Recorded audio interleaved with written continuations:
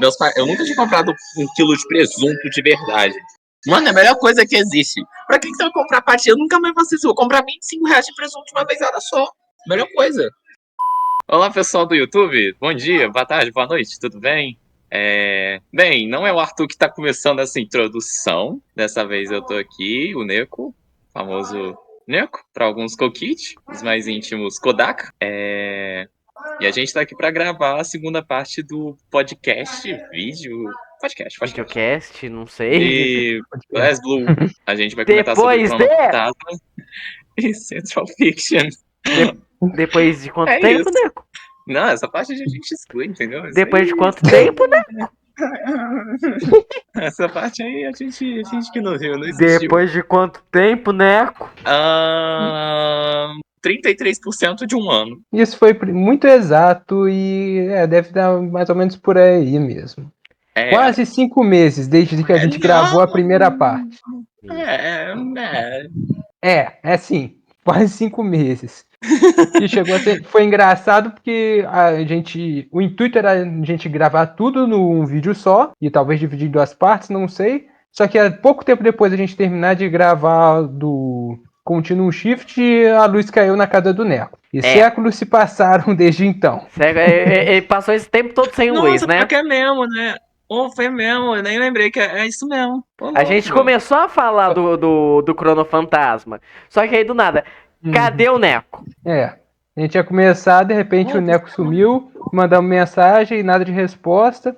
Aí, deu ruim. Na verdade, tarde porque assim, eu fui falar de um Mineco, aí eu fui expulso da cala, do nada, em silêncio. Tu vai ser expulso de novo se tu falar isso, tá ligado, né? Depois de 5 meses quase, vamos continuar falando de BlazBlue. Dessa vez a gente vai pegar Chrono Fantasma e, se nenhum imprevisto desastroso ocorrer, o Central Fiction também. Bem, a gente continua da parte em que... Eu não lembro muito ao certo, mas eu acredito que a gente deve ter citado que a gente para exatamente no momento em que a Tsubaki ela começa a ser manipulada mentalmente pelo imperador, perdão, e a Light ela entra pra Null. E a partir daí, só pra trás. O Continuum Shift termina exatamente com a Tsubaki manipulada, a Light na Null, e a revelação do imperador. Se reunindo e o resto do povo indo pra Kagutsuchi. Que eu não lembro se a gente chegou a mencionar no vídeo do Continuum Shift, mas praticamente todos os finais do modo arcade mostram que os personagens estavam se encaminhando pra lá. Modo arcade não, do modo história,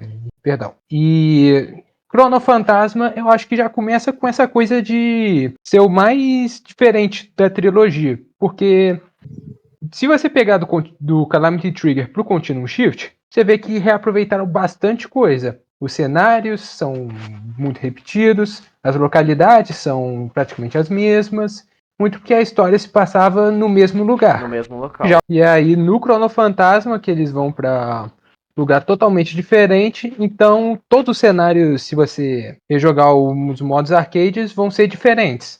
Você não joga nos mesmos cenários dos 2 primeiros. Ainda tem como você acessar, se você for lá na lojinha com o jogo, com os créditos do jogo comprar, mas a história e os modos arcades mesmo vão ser todos em cenários diferentes. Foi uma coisa que me pegou bem, não vou dizer desprevenido, mas que me surpreendeu bastante, porque eu não lembro se eu comentei, eu acho que eu comentei naquele podcast que eu joguei os 2 primeiros na versão de PSP. Quando o Chrono Fantasma rodou no meu computador, além da melhora gráfica, que se você comparar o Continuum Shift de PSP pro Chrono Fantasma, parece que é um salto gigantesco. Não, cara, quando você pediu pra eu jogar BlazBlue pela primeira vez, quando eu conheci BlazBlue, você pegou e falou, tem versão de PSP, você pode emular tranquilo no PSP. Quando eu abri a versão de PSP, eu falei, me nego. Aí eu fui e comprei a porra do Calamity Trigger, porque eu falei, não dá, não rola. Não vai dar, não. Não vai dar não, chefe. E aí... Por que você fez isso? E por que não rola? Não entendi. É muito feio. O gráfico era... tá. Dentro do PSP, imagino que o gráfico seja normal, só que quando você pega quando você estica a tela pra tela do computador, não tem como, é tudo estourado. Né?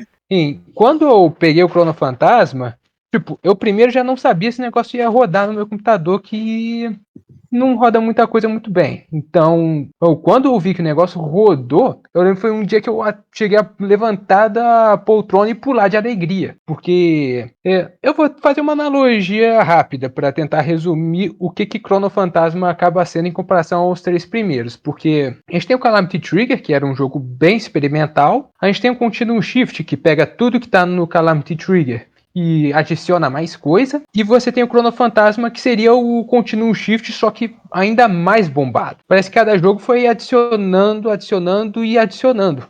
O Chrono Fantasma tem o Rooster maior.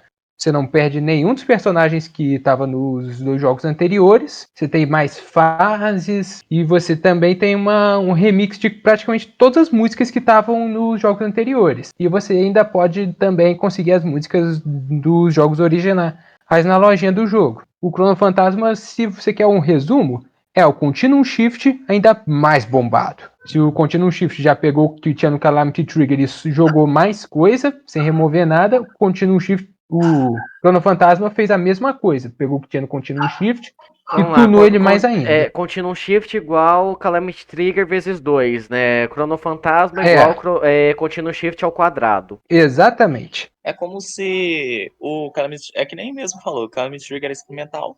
Aí Continuous Shift é o lançamento do protótipo e o Chrono Fantasma fosse o aperfeiçoamento. É o jogo que definiria BlazBlue ali no mercado de jogos de luta no geral. É onde BlazBlue começa a ficar bom. Isso. É. O legal é que você percebe esse salto justo já na tela de personagens. De seleção de personagens. Pra quem tava acostumado ali com Chrono Fantasma, perdão, Calamity Trigger e Continuous Shift, dava a impressão de que tinham poucos personagens. A tela agora não, ela tem muitos personagens e cada um é único. O estilo Dark System clássico de fazer jogos e por aí vai.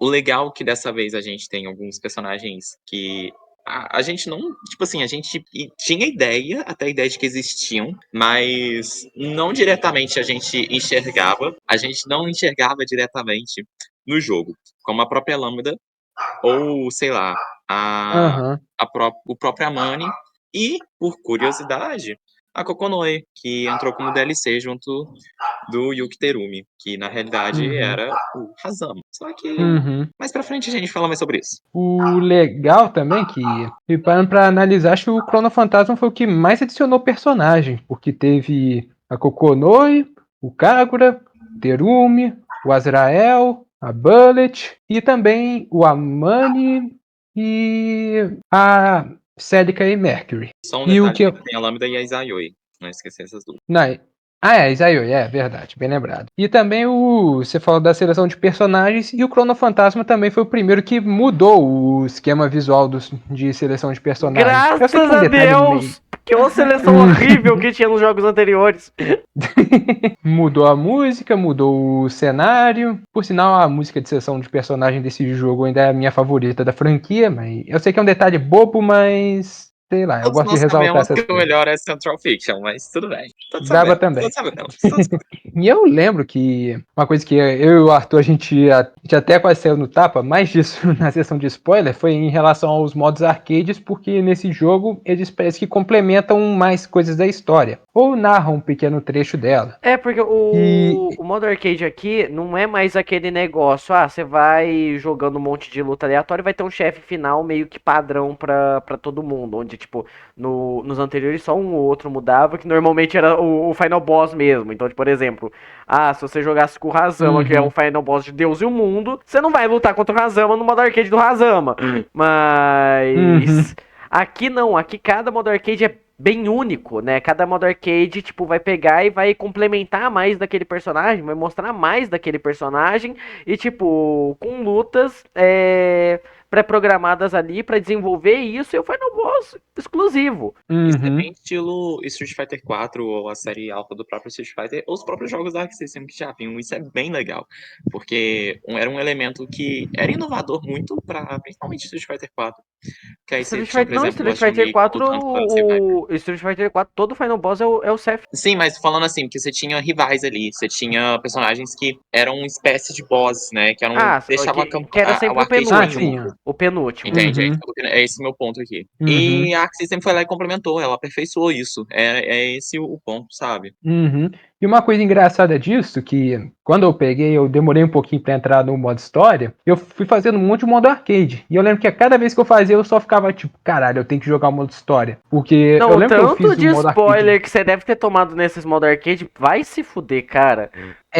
Eu tomei Porque, muito nossa, spoiler, só que ao mesmo eu fiquei tempo. tão puto com você. Nossa, eu fiquei tão puto com você na época. Mas depois a gente fala isso. Eu lembro. Mas pra você ter noção, eu fiz a maioria dos modos arcades antes mesmo de jogar o modo história. Eu lembro que eu tinha feito do Ragnar, do Jin, do Hakumen, do Hazama. E todos eles passam por coisas que são contadas no modo história e eu não tinha nem começado. E aí eu só lembro que na época eu fiquei tipo, caraca, eu tenho que ir logo pra esse modo história, eu tô enrolando. É muito texto, mas vamos lá. E antes da gente entrar também no modo história, eu queria falar de algumas mudanças do gameplay que, em relação ao Continuum Shift. E eu acho que só teve uma mudança, mas é uma mudança gigante, que é o sistema de drive e o sistema de burst. No caso, no Continuum Shift tinha uma barrinha para você burstar fora dos combos, mas se eu não me engano, você só tinha duas para todos os rounds, só que eu acho que você ganhava uma se você vencesse um round.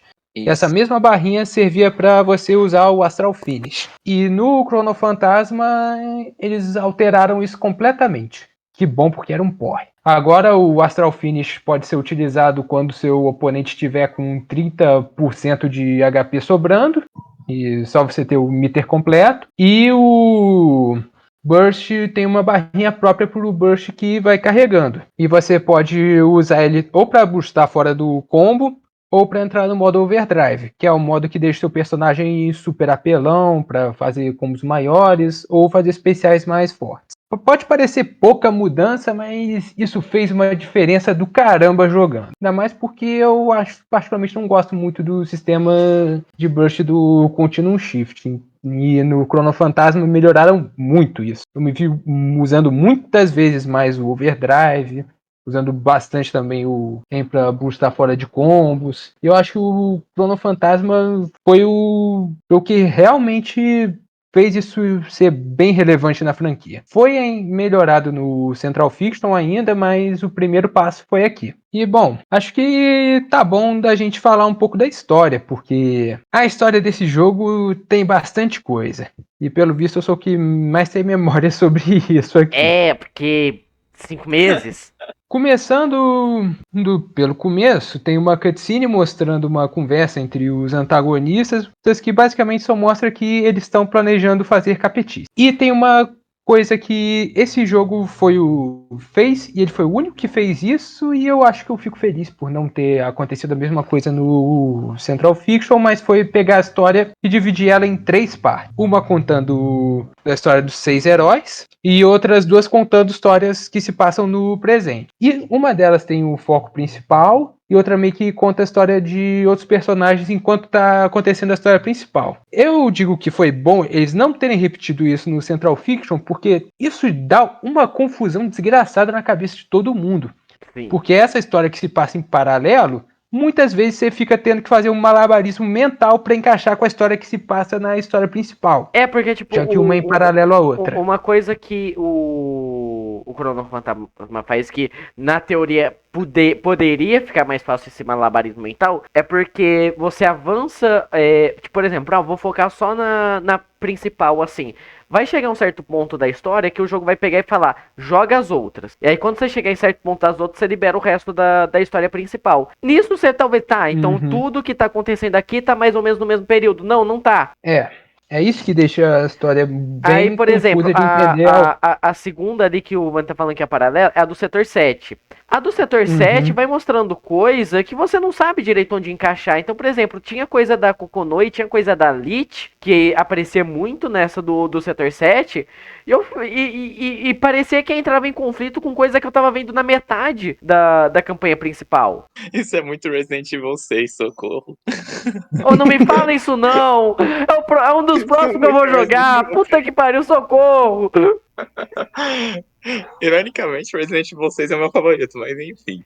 Então vem jogar co-op comigo. Pronto, já arrumou uma desculpa pra jogar o jogo. E, bom, voltando aqui pro tema da história, que a gente voou um pouquinho, mas essa coisa de deixar as 3 campanhas dessa organização gera muita confusão, porque a campanha dos 6 heróis, você só vai entender aonde ela tá acontecendo quando você termina praticamente a campanha inteira. A campanha do setor 7... você vai meio que acompanhando ela junto com a campanha principal, tentando encaixar as peças e, de novo, você tem que fazer um malabarismo mental para entender aquilo. Eu lembro que na época que eu tava jogando Chrono Phantasma, eu via gente falando que essa campanha nem era canônica.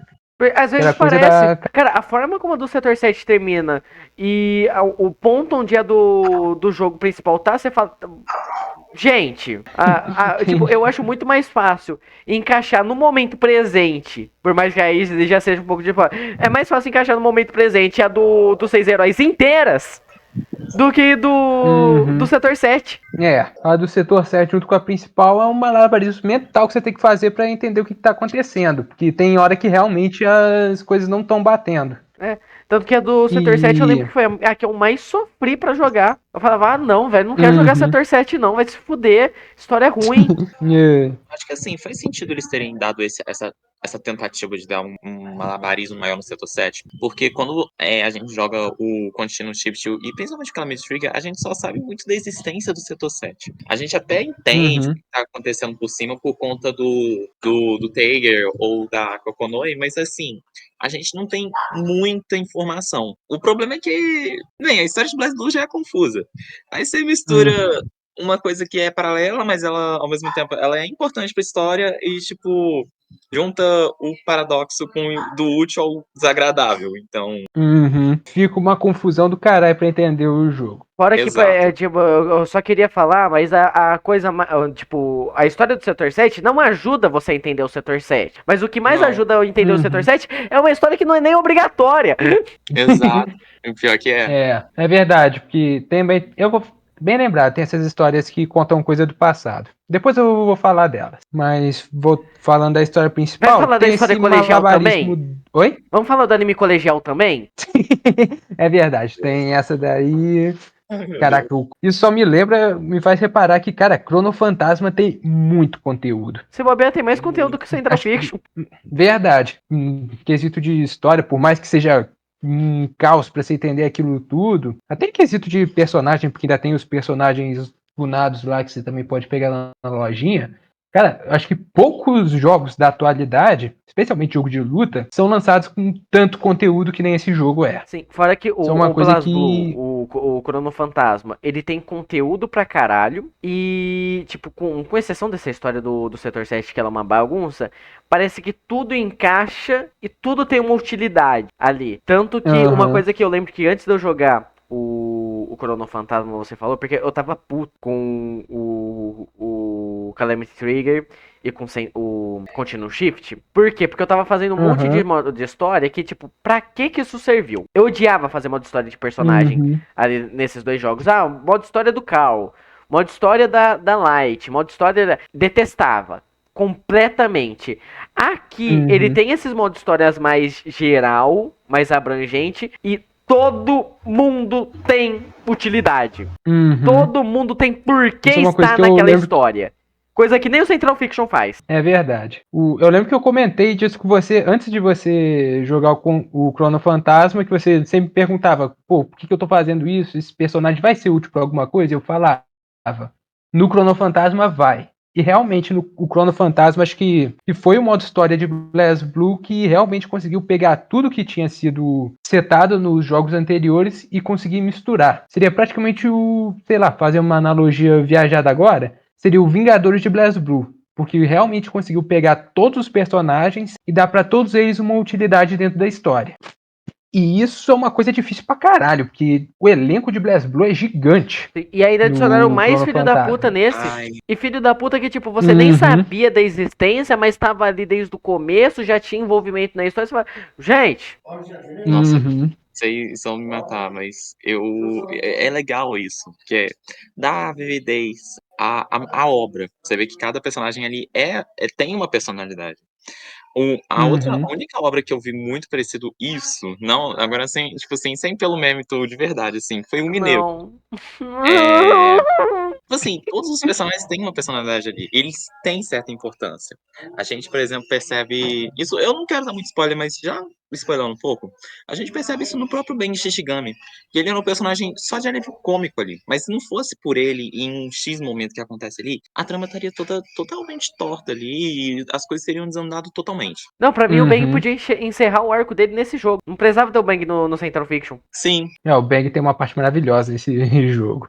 é rei, né, gente? Soberano, né? Uhum. Bang é Shed. Só é uma bosta de jogar. Eu acho muito difícil jogar com ele. E o Arthur já comentou que não rolou tão bem no Central Fiction, porque já é personagem pra caralho. E conseguir dar destaque pra todo mundo é uma coisa que só o Chrono Fantasma conseguiu fazer mesmo. E eu diria que o Chrono Fantasma é quase que o centro no quesito de história. Embora o Central Fiction seja a conclusão, o Chrono Fantasma foi o único que pegou tudo, conseguiu juntar num ponto em comum e conseguiu colocar todos os personagens pra participar. Porque o Central Fiction é a conclusão, mas é uma conclusão que até 50% dela eu queria que ela fosse tomar no cu. Tadinho, não É, faça não fiction assim não. Não fiction é um jogo tão bom. Bom em N é, quesitos. História não é um deles. Isso é verdade, eu não vou negar, não. é. Bem, é legal também Mas, essa bom, parte de história, desculpa, vou complementar aqui você, Vande, rapidinho, porque de boa. tem personagens que, realmente, os personagens que entraram agora são cativantes, assim. Você vê que o Azrael, ele ficou tão famoso que ele apareceu até no Cross Tag Battle. Então, assim, são Uhum. personagens legais. Essa questão de história, de trama ter cada uma importância é tão relevante que até personagem que morreu na história, tipo assim, voltou do nada. Aparece do nada a Célica ali. E tipo assim, quem que era a Célica? Aí ela já aparece como uma pessoa morta. Aí, tipo assim, isso aqui virou a Nozer, tipo assim, muito legal. O Isso é anime, né? legal pra Eu caramba. falo, né? Claro. É O do verdade, BlazBlue tem o muito material nada expandido. depois. Acho que tá bom da gente começar a falar um pouquinho da história, né? A gente já falou tanto sobre essa coisa de dar a importância pros personagens, a gente acabou que nem tocou no assunto principal. Uhum. E ela começa. Voltando aqui, que eu tinha começado antes e a gente acabou falando de outras coisas. Quando os antagonistas estão juntos, a gente tem o Imperator, o Relius e o Razama conversando e planejando coisas malignas. E depois a gente corta para outros personagens, focando, é claro, no Ragnar, que é o protagonista, indo para as ruínas da cidade de Ikaruga. E na campanha principal a gente acompanha muito essa coisa do Ragnar tá indo para lá, ele tem um encontro com o Imperator que dá uma surra nele, ele fica todo lascado, e o Ragnar meio que tá indo na força do ódio, por assim dizer. Como Ele se sempre, encontra né? com Como você é.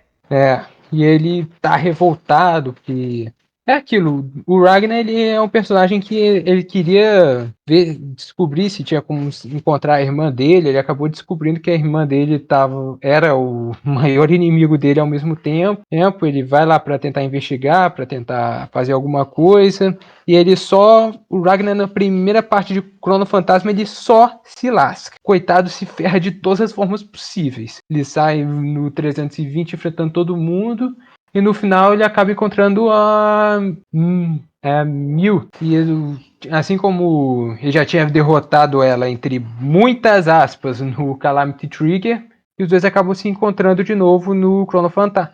Assim como no Calamity Trigger, ele toma uma surra. E nessa parte é onde, digamos que tem o primeiro pause de campanha. É. Eu fiz um resumo bem grande, Resumo do porque resumo, porque focou só no Ragnar, porque nesse meio tempo acontece mil coisas também. Porque a gente tem o Ragnar indo na força do ódio, né, que ele vai chegando na cidade junto com a Kataokaka também, tem algumas interações ali, Uhum. até ele se encontrar pela primeira vez com o Setor 7, né? O primeiro encontro Aham. dele com o Setor 7 já é nessa parte. Ao mesmo tempo, ele conhece o Kagura, coronel da Library, mas tá aliado ao Setor 7 pra derrubar o Imperador. A gente tem o Kagura Uhum. mandando o Hibiki pra recrutar o Jin, que também tá fazendo merda pra caralho, também tá seguindo na força do Uhum. ódio. A gente tem a Noel com a Makoto chegando na cidade também sendo recrutada pelo Setor 7 ali. Hum. A gente tem a mudança de visual da E a Noel. gente. Percebe uma sutil, entre aspas, traição do Kagura. Com a Noel, porque ele tá secretamente trabalhando com a Kokonoi, né? Aham. Ele tá junto com o Setor 7 pra derrubar a Imperator, que o Inclusive, Arthur o comentou mais Kagura cedo. é um dos personagens que tinham entrado ali agora, né? Ele é um Uhum. personagem que ali, eu acho que era general, marechal ou coronel, um negócio desse. Da Noel, pra não ficar. De Vai sair em coronel. branco quem é o Kagura. Aham, ele é coronel. Que eu já tinha falado Aí. também. O Neco não presta atenção no que eu falo e fica repetindo a mesma coisa. Eu tenho que cumprir minha cota em minha defesa. Ai, cara, esses dois ainda vão se matar hoje. Amém. Amém.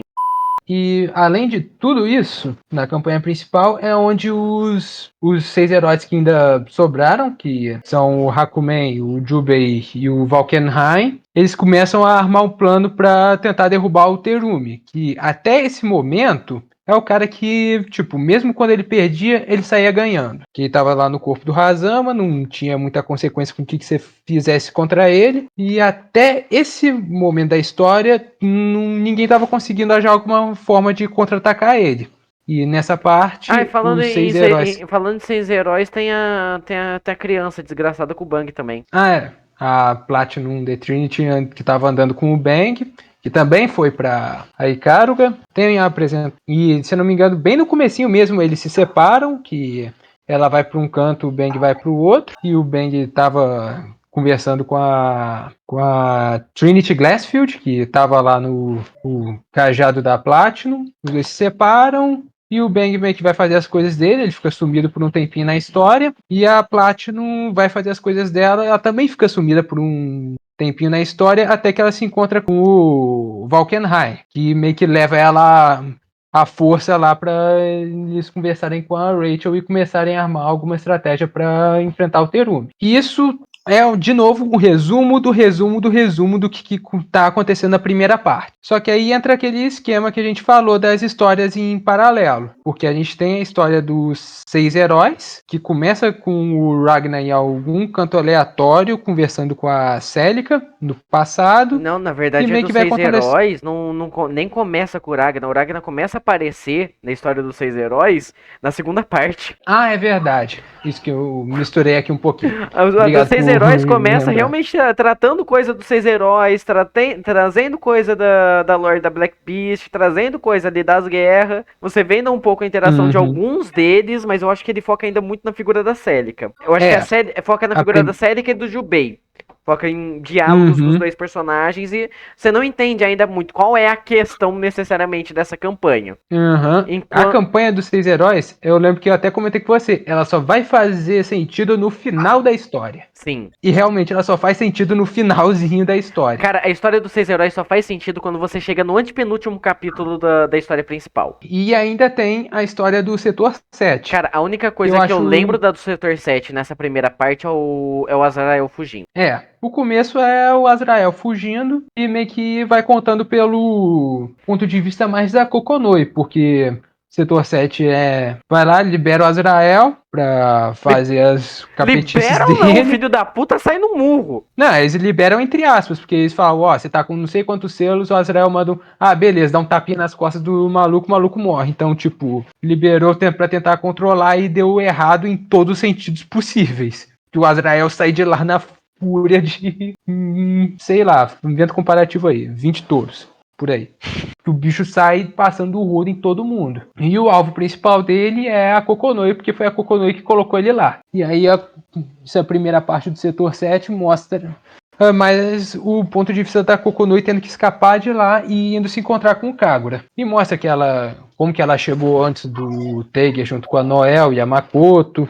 Mostra que eles estavam já planejando alguma coisa para tentar lidar com a Tsubaki, e nessa ponto da história estava corrompida. E essa parte, no geral, também não conta muita coisa, porque ela só trata mesmo dessa chegada e planejamento. E isso a gente só falou da primeira parte, que já é complicada pra caramba por conta dessa questão de terem 3 histórias se passando ao mesmo tempo. Você só libera a segunda quando você termina as 3. E na segunda parte, eu lembro que foi a primeira parte da história principal que eu olhei e fiquei tipo, peraí, o que aconteceu? Que entra o conceito de mudanças que acontecem no tempo e no espaço de uma forma repentina. Porque no final da primeira parte, o Ragnar termina tomando uma surra da 13. Vou confundir aqui as nomenclaturas, então vou chamar ela de 13. Quando começa, aparece de novo o Ragnar no restaurante, já com a Taokaka, coisa que tinha acontecido lá na primeira parte, e eu lembro que quando eu cheguei nisso eu fiquei tipo, ué, o que aconteceu? Que é o que chamam de Phenomena Intervention, que é uma intervenção que ocorre dentro do universo que altera o tempo e o espaço dos personagens. Ou É uma parte Cronofantasma. eu lembro que essa foi a parte da história que eu comecei a ficar meio perdido. Mas eu meio que aceitei porque eu já tinha feito alguns como o modos Neco fala, tem que arcades. cumprir cota, né? É. E como já tinha feito alguns modos arcades, eu já meio que tinha visto um pouco disso, porque os modos arcades geralmente terminavam em luta contra o Relius. De repente dava tipo um bug na tela, e aí ele fala, nos vemos de novo e não sei quando, e aí volta pro momento do passado. Então meio que já tinha visto um pouco disso, ainda não entendia direito e meio que tá bom, vou aceitar isso aí do jeito que é melhor. Mais fácil, né? E É que nem E aí é onde a gente... você só aceita o Calamity Trigger, que nem você só aceita o Continuum Shift, você vai aceitando. Blaze Blue é um teste de paciência pra ver até quando você vai questionar as coisas que estão acontecendo e só aceitar o que tá rolando. Pior que é verdade. E só para não já não começar a criar confusão, eu já vou estabelecer que o fenômeno ele acontece justamente pela força do Azure. Então, assim, não quer dizer que é uma coisa que porque algum personagem intervém. Existe sim ali o Takamagahara, que influencia um pouco ali, mas normalmente é a própria vontade do Azure. A minha vontade é de virar, o que é Azure mesmo? Faz 5 meses? Só lembrando o então, Azure... o Azure é o que mantém tudo vivo, é o deus do universo. É isso. Se ele fala assim, você vai se transformar numa garota agora. Bazinga, pronto, virou uma garota. É isso. Cara, caiu muito. Não, eu vou questionar isso depois. Já sei aonde. Já sei, exato! É lá mesmo! E eu acho que é bem no começo dessa segunda parte que a gente começa a conhecer melhor quem que é a Celica. Que ela já tinha, como o Arthur falou, aparecido no começo da campanha dos 6 heróis. E ela tá aparecendo também na campanha principal. Ela tá ali sendo cadelinha da Kokonoi. E na campanha principal é que ela aparece, porque o Ragnar ele sofre essa fenômeno de intervention, volta lá pro passado. Só que ele tava todo lascado porque tinha acabado de sair de uma luta onde ele quase morreu. E aí a Celica aparece e pela primeira vez a gente vê que ela tem o poder de curar os outros. Ela imediatamente salva o Ragnar, que tem meio que uma leve surtada depois de encontrar com ela, e nem ele entende direito por quê. E chega ao ponto de que ele tem uma discussão feia com a Rachel, e ela vai embora e até ele mesmo fica se perguntando, tipo... Cara, por que eu tô tão estressado?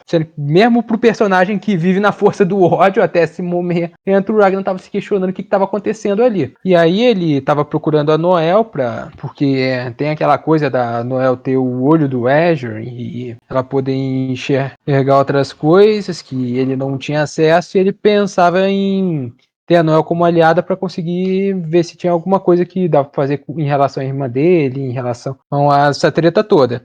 E nisso ele consegue encontrar a Noelle, só que ela tava junto com o Kagura. E o Kagura dá um sacode bem... meter nela e na Makoto, né? O Kagura sempre de olho onde importa. Detalhe, a gente tá esquecendo ainda do detalhe do plano desses 3 cornos, né? A gente tá esquecendo da Tsubaki. Não, eu ainda vou falar sobre ela. Eu tô esperando ele falar de Tsubaki. Porque tem um plano ali que já tá sendo desenvolvido. A Noelle tá em aliança com o Kagura por conta da Tsubaki. Eu tinha citado isso mais cedo, mas... Não tinha.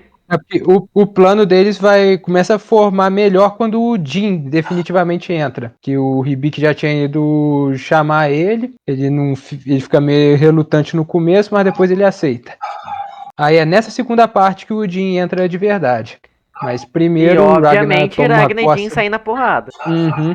Com Mas primeiro o Ragnar Pricota. primeiro o Ragnar toma uma surra do Kagura e vai preso. E aí quando ele fica preso por um tempão. Tempão não, ele fica preso por acho que uns 2 capítulos. O Kagura fica zoando ele, a Kokonoi fala que como foi ela que fez o braço novo dele, se ele ficar enchendo o saco demais, ela vai explodir ele. E a Cérica fica tentando conversar com ele também. É a parte que o Kagura chama o Ragnar de beta. Ele fica zoando o Kagura, ainda pergunta pra Cérica por que ela tinha tanto interesse nele, porque o Kagura era muito mais alfa que o Ragnar. Sim. Cara, eu lembro que eu só vi essa parte pensando, cara, o humor desse jogo tava muito à frente do seu tempo. E nessa parte também tem um negócio curioso, porque o Ragnar ele não tá conseguindo usar o Azure dele. Uhum. Tanto o braço Especialmente- dele quanto o olho dele param nessa parte. E você não Uhum. sabe por quê. Ele Na fica. abertura do próprio Chrono Fantasma Extended, mostra uma parte que ele só tá com uma parte do olho aberto, por exemplo. Ele só tá com o Aham, olho, ele só isso. fica com o olho verde aberto. O olho vermelho a todo momento ele tá Uhum. fechado. E o jogo todo falam que o braço do Ragnar tá inutilizado. E o que é triste um pouco pra quem tava jogando é que isso se reflete no gameplay. Reflete no gameplay, E porque você não muitos- tem drive. Aham. E o Ragnar fica com os golpes bem limitados durante todas essas partes em que ele tá com o braço inutilizado. Inclusive, quando ele cai na porrada com o Jin, ele apoia bastante porque ele não tá conseguindo lutar direito. É algo E muito quando- semelhante com o que acontece no final da campanha do Jin no Continuum Shift, que ele tá com Continua a. um shift, aham. Com a Yukanesa selado. E falando no Jin, Ele voltou a ser detestável. nessa parte. Falando no Jin, ele voltou a ser detestável. Deixou de ser gente.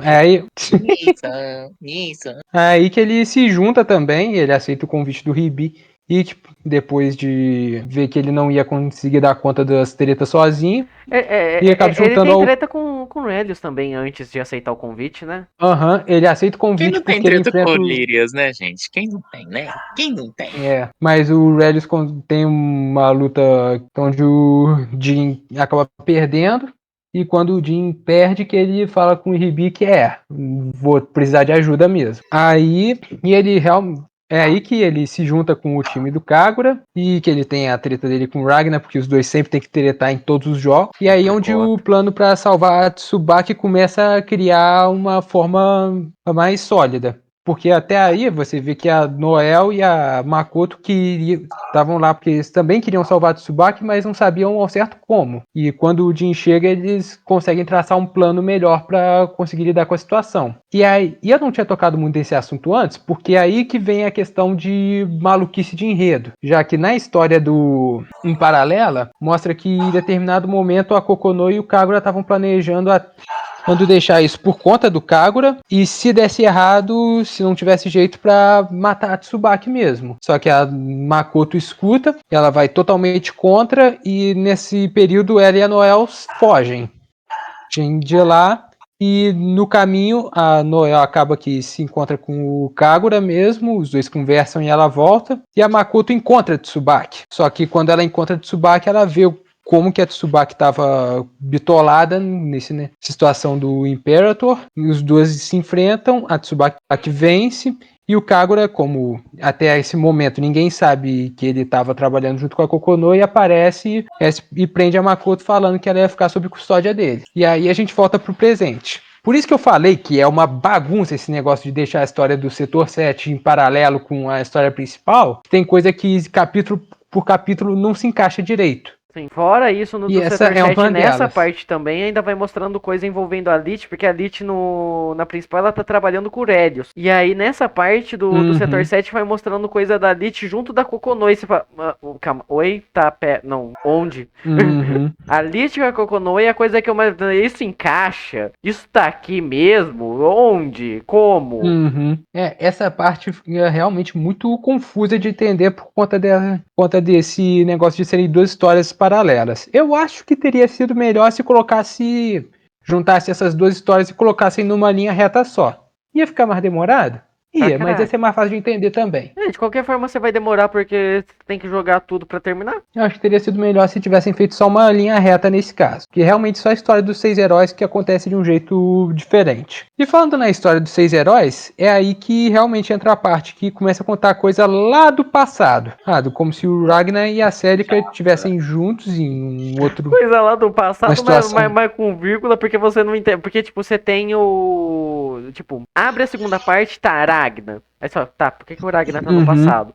Só que aí o Ragnar tá sem memória. Tá, Uhum. o que tá acontecendo? Aí a Celica, você percebe que não é bem a mesma Celica que você tá vendo na campanha principal, porque você já tem uma noção que é uma Celica do passado também. Aí do nada você encontra o Jubei. Aí o Tá Ragnar... com o nome de Mitsuyoshi. Com o nome de Mitsuyoshi. Aí o Ragnar, o Jubei, não sei o que. Que caralhos é Jubei?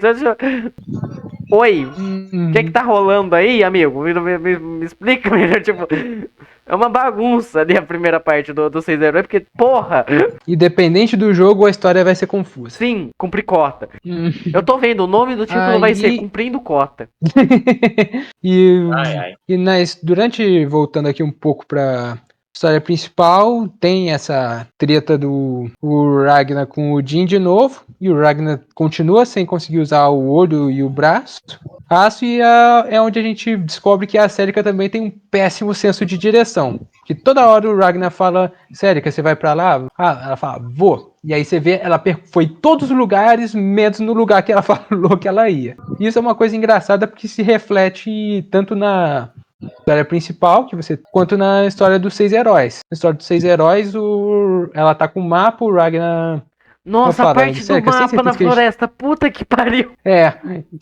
Sério. Érica, você tá segurando o mapa de cabeça pra baixo. Então é pra lá. A Celica é o Zoro de BlazBlue. Eu lembro que eu chorei muito de rir com essa parte, porque por mais que pareça que a história esteja enrolando, é uma piada que funciona. Tipo, tamo na floresta não sei quanto tempo. Celica, sei se você está indo pro lugar certo? Se liga nesse mapa. Aí o mapa tá de cabeça pra baixo. Isso é muito Drake Josh, socorro. E uma coisa engraçada, falando de gameplay, é que em algumas das interações da Celica, realmente aparece ela segurando o mapa de cabeça pra baixo na intro. Tá falando alguma coisa e tá escrito map ao contrário. Ela pega, fecha com essa lá, o Round 1. É um detalhezinho besta, mas que dá muito carisma pros personagens. E essa segunda parte é onde realmente as coisas começam a ficar mais, dentro da história principal, mais planejadas. Você tem o Kagura e o Ragnar planejando em como capturar o Azrael, porque o bicho é um trem descontrolado.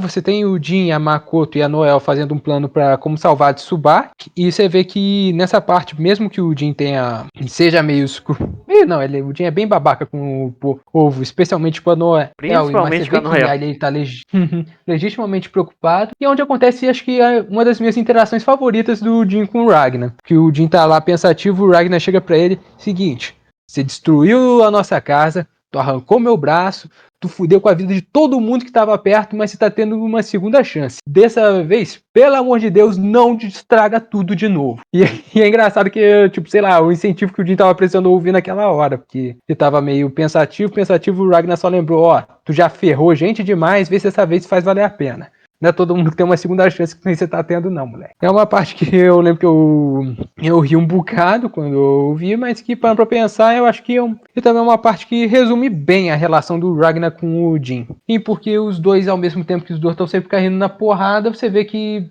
no fundo, os dois se preocupam um com o outro. Especialmente o Ragnar se preocupa com o Jin, né? O Jin não se preocupa muito com o Ragnar, não. Eu vou falar mais sobre isso quando chegar no finalzinho de Central Fiction, mas não vou dar um passo à frente da perna. Aqui pro ser final de Central Fiction. Filha da puta. No final de Central Fiction, vai tomar no cu. Jin, personagem ruim. Tadinho, fala assim não, tadinho. Nisso! E, bom, enfim. Voltando aqui, e acho que agora já dá pra entrar na terceira parte, se eu já não tiver me empolado um pouquinho em relação à segunda e terceira parte. Porque o torneio ainda é na segunda, não? Não, o torneio é na terceira. A segunda é o planejamento pro torneio. Não, acho que o torneio acontece no finalzinho da segunda. Enfim, eu ia falar do torneio agora de qualquer jeito. Que é tanto onde faz. realmente você vê esse planejamento que teve durante essa segunda parte sendo recompensado. Eles planejam até se acontecer uma Phenomenal Intervention. Então eles pegam o Ragnar para servir de isca para atrair o Azrael e colocam todos os holofotes em cima dele, com muita gente assistindo, tanto ao vivo, porque era um coliseu, quanto na TV, para não ocorrer nada de que vai quebrar a estratégia deles. Eles meio que fazem um torneio, o vencedor vai levar o prêmio para entregar o Ragnar para NOL. E aí você tem o encontro de novo do Kagura com a Tsubaki, dela questionando os métodos do Kagura, mas o Kagura inventa uma desculpinha, fala: não, muita gente morreu para capturar esse safado, isso vai ser uma premiação pro povo. E o Ragnar meio que vai junto. E aí tem o torneio, que não envolve tantos personagens assim. Quem aparece que é realmente relevante é a Bullet, e que todo mundo começa a desconfiar, tipo, cara, o Azrael tá demorando demais para aparecer. Ele não é do tipo que demora assim. E aí, quando o Azrael aparece, ele já tinha matado todos os outros competidores. E aí, o único que tinha sobrado era a Bullet. Os dois se enfrentam no Coliseu e o Azrael acaba dando uma surra nela, como ele faz com todo mundo. E o Ragnar vai lá e entra para tentar salvar a Bullet. Ele consegue, mas o Azrael fica meio insatisfeito, porque o Ragnar tá sem braço e caolho e ele não consegue lutar com todas as forças. E o Azrael começa a provocar o Ragnar. E essa é uma parte que eu gosto, porque ele fica provocando, e até que ele tenta. Eu não lembro direito o que ele faz agora, mas ele tenta matar a Celica, que estava acompanhando o Ragnar durante esse período. O Ragnar fica extremamente pistola, e é onde tem o momento que acaba sendo um flashback de um modo arcade, se você tiver feito o modo arcade do Azrael. Em resumo do resumo, o Azrael sentou a porrada em todo mundo, enfrentou o Ragnar quando ele ainda estava com os dois braços, e quando o Ragnar ia ativar o Blaze Blue dele, o Azrael libera também um selo e termina aí. E nessa parte, o Ragnar meio que tem um flashback dessa cena do Azrael ficando mais forte. E aí é onde o Ragnar começa a realmente se questionar, tipo, cara, por que eu peguei o Azure Grimoire? Por que eu peguei o Blaze Blue? Por que eu tô aqui? E porque o propósito dele era ficar mais forte para conseguir proteger as pessoas quem ele se importava. Só que estava numa situação onde pouca gente ele realmente ficava do lado dele.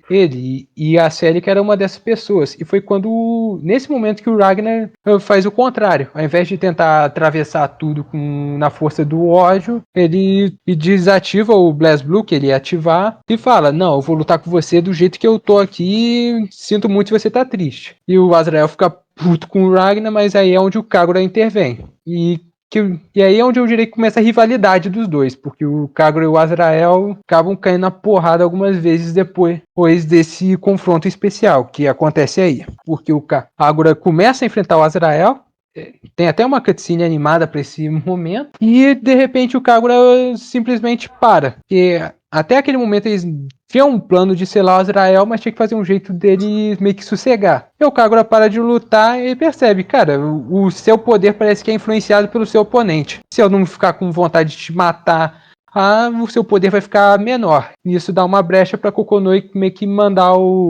usar um dispositivo para mandar o Azrael para outra dimensão. Eu sei que tem um nome específico para isso, mas isso é um resumo para deixar mais fácil de entender. Eu acho legal, assim, nessa parte, porque a gente percebe que existem mecânicas, existem complexidades dentro do próprio sistema de funcionamento da natureza do jogo. Uhum. Como a gente estava falando, por exemplo, do fenômeno e dos teletransportes, por exemplo, é legal que a gente pensava que esses poderes só os observadores tinham, porque, bem, os observadores são aqueles que conseguem assistir, entre aspas, multiverso, né? Você tem, por Uhum. exemplo, você tem a Rachel, tem o próprio Yuki Terumi. Só que a intervenção mesmo, ela só podia acontecer com autorização entre muitas aspas, autorização do Azure. Uhum. E fruto disso foi o Continuum Shift. A gente percebe isso que a própria Noel Vermilion fez um fenômeno em larga escala, do tipo 2. E quando acontecem essas intervenções pequenas, que o Rillias, a Kokonoi, o próprio Yuki Terumi e o próprio Terrazama, às vezes, consegue fazer, são bem sutis para que a história ela seja bem manipulada ali, para que ela fique confusa mesmo. E isso ocorre muito, muito, muito, muito, muito no próprio Calamity Trigger, quando o Hazama toda hora ele é teletransportado, o Ragnar ele é teletransportado Isso ocorre direto na história e a gente fica muitas vezes boiando. O Neco tava cumprindo cota, eu saí, o cara começou a fazer TCC, a parte dele do TCC. E aí é uma coisa que eu agora não, já estava me lembrando, mas que e entra de novo nessa questão de confusão por conta da história do setor 7 em paralelo com a história principal. Nesse meio tempo não, antes do torneio, tem uma parte que a Noelle e a Rachel começam a ter uma conversa, porque o propósito da Noelle era aprender a usar o poder que ela tinha despertado lá no final do Continuum Shift, que quando ela pegou a armadura da Murakumo. É interessante porque parece que elas vão para uma dimensão diferente para treinar e tentar aprender a usar, só que no meio do treinamento também, né? Só pra não. a Noelle e a Rachel. E durante o treinamento é interrompido porque o Arakuni, que apareceu só mostrando que ele estava trabalhando pro Helios, ele consegue entrar no quarto da Noelle e tentar matar ela, só que obviamente dá errado, porque a Noelle tá junto com meio mundo e o Kagura quase matou a Arakuni de tanta porrada nessa parte. E também tem a parte que o Teiger... Eu não lembro agora direito o que o Teiger estava fazendo, mas ele acaba se encontrando com a 13, o Razam, o Azrael, é uma confusão desgraçada, e é quando o Kagura meio que faz o convite pro Azrael para participar do torneio. Ah, não. Eu Essa não lembro dessa não é a parte parte, quando o Teiger tá indo atrás da Noelle e da Makoto? É isso, bem Que lembrado. Por isso que eu falo que é que as duas fogem ali do negócio que você tinha falado, quando descobriram que a Kokonoi queria matar a Tsubaki se desse errado o plano. Aí manda o Teiger atrás das duas, aí o Teiger vai atrás das duas, aí no meio disso, Razama, os filha da puta tudo junto. Tipo, tava andando no meio da rua, do nada um Razama. A White Razama Pierce. É uma confusão desgraçada nessa parte. Mas o que eu realmente lembro é do final, que a Kokonoi teleporta todo mundo de lá e o Kagura meio que faz o convite pro Azrael pro torneio. E aí, o que eu mais acho engraçado é que todo mundo teleporta, o Azrael fica com cara de fim de festa porque não vai ter a porradaria dele. Aí ele de frente pra 13. Aparece o Razama. E aí, gente, vocês vão se casar? O que vocês vão fazer? Tô interrompendo alguma coisa? Eu sei que pode ser que eu deveria ter falado disso antes, mas eu lembro que estava que dentro da história isso estava alinhado com o torneio nessa parte. Por isso que eu falo que é extremamente confuso você colocar as duas histórias para andar lado a lado. E um pequeno problema que acaba tendo também é que, tipo, tá na mesma etapa, você libera no mesmo ramo essas duas histórias. Só que ninguém vai jogar o setor 7 antes da principal. É aí que entra um dos poréns. Por isso que essa história é tão complicada de entender. A única E coisa toda hora eu tenho que ficar nesse vai pra frente, volta pra trás, vai e volta, porque realmente, se tá bravo comigo, reclama com o Mori, porque foi ele que fez a história desse jeito. Cumprindo a única coisa cota. que eu queria comentar é que é muito cômico isso, porque, cara, é um balaio fudido, quebrado do caralho, só que ao mesmo tempo, quando você depois começa a parar pra refletir e tal, você pensa assim, cacete, e, tipo, cara, isso caracteriza muito os personagens e o que tá acontecendo, é muito legal, muito legal. É o caso de, tipo, é confuso, é maluco, mas ainda é bom no final das contas. Seria a melhor forma de resumir. E agora voltando pra frente de novo. De volta pro futuro? De volta pro futuro, a gente tem Tsubaki. Eu vou deixar E a Tsubaki chega lá no torneio depois de ver aquela confusão desgraçada que aconteceu. Aí o Kagura de novo dá uma enrolada nela. Não esperava que o Azrael fosse aparecer aqui, zoou meu torneio todo. Enfim, o Ragnar tá ali dentro, ele é todo seu. E aí, quando a Tsubaki vai na cabeça dela pra pegar o Ragnar, a Kokonoi faz uma armadilha pra deixar ela numa dimensão separada, presa junto com o Jin, a Noelle e a Makoto. Que eles tinham armado um plano pra conseguir tentar tirar a Tsubaki daquela situação. E começa com a Makoto tendo a revanche dela com a Tsubaki. Dessa vez a Makoto já estava preparada, Makoto com preparo. A hora ela consegue ter uma luta onde ela saiu na vantagem para dar uma cansada na Tsubaki. E depois disso ela troca com a Noelle e a Noelle ela não enfrenta diretamente a Tsubaki. Ela usa o poder dela para conseguir identificar a Izayoi e separar a parte corrompida dela da parte viva dela, por assim Nossa, dizer. eu lembro que nessa parte É. tem uma luta tão desgraçada, porque eu não lembro agora se é a Noel mesmo ou se é o Jin. Mas que tem um round que, tipo, você não pode atacar. A Noel. É com a Noel que você A não pode Noel não atacar. pode. Velho, que É, nojo esse round. 30 segundos só escapando dos ataques. Só fugindo de golpe. Cara, que luta Uhum. desgraçada. E o engraçado de você xingando essa luta é porque a Isayo termina do mesmo jeito, porque ela fica. Tem essa coisa dela ter inveja da Noel, porque ela gosta do Jin, e a Noel ficou no posto que ela queria ter ficado, embora ela tenha alcançado um posto maior, e é onde realmente separam a Isayo da Tsubaki. É isso que eu ia perguntar E aí, agora. Eu e não tinha aí certeza exatamente nessa parte, se a Isayo era finalmente apresentada, assim. É nessa parte que ela se separa como uma personagem diferente da Tsubaki graças ao poder da Noel. E aí é onde o Jin entra porque ele era o único ali que tinha força bastante para conseguir lidar com a Izayoi 100% putaço. Já que ele também tinha o poder da ordem e ele tem a e o Tem Jin em essa si tinha putaria ficado desse poder da ordem ainda. Bem, o é Jin e a Yukianessa, Nine, a própria Yukianessa, ela é uma arma criada pela Nine. então assim, é claro que teria como lutar pau a pau contra a Izayoi. Apesar da arma dela Uhum. ser claramente pra derrotar, pra matar observers, ela dá pra perceber pau a pau ali. É uma E o das Jin ainda armas tem mais essa. fortes de toda a série. Então, assim, em lore, que em questão de gameplay, é igual aqueles memes do sei lá o que lore, e aí quando vem gameplay é outra coisa, hein? O Jin foi o único que naquela situação conseguia lidar, e eu acho legal que nessa parte que tem uma conversa da Izayoi com o Hakumen, porque o Jin ele até consegue parar ela por tempo suficiente, só que a cabeça dela estava muito confusa e até aquele momento ela pensa que tinha conseguido sem querer matar o Jin. E nisso meio que dá sei lá, um time stop na cabeça dela e ela tem uma conversa com o Hakumen e o Hakumen meio que dá uma dica para ela, superar seus medos, alguma coisa assim, aceitar as coisas do jeito que elas são, enfim, papo discurso no jutsu. E aí, quando ela acorda, o Jin ainda tá vivo por causa do poder da ordem e eles conseguem salvar Tsubaki. Acho que isso é um ponto bem alto da história, porque tanto no Calamity Tree tanto quanto no Continuum Shift, meio que sempre terminava mesmo com uma vitória. Tipo, você conseguia vencer a batalha, mas perder a guerra. E esse é o primeiro momento que você realmente consegue vencer a batalha e vencer a guerra. Isso é legal porque sempre traz, eu ia comentar mais justamente isso. É legal porque isso traz uma tonalidade realista para a obra. Quando um personagem ele é forte naquela situação, ele realmente é forte naquela situação e dificilmente você consegue enfrentar.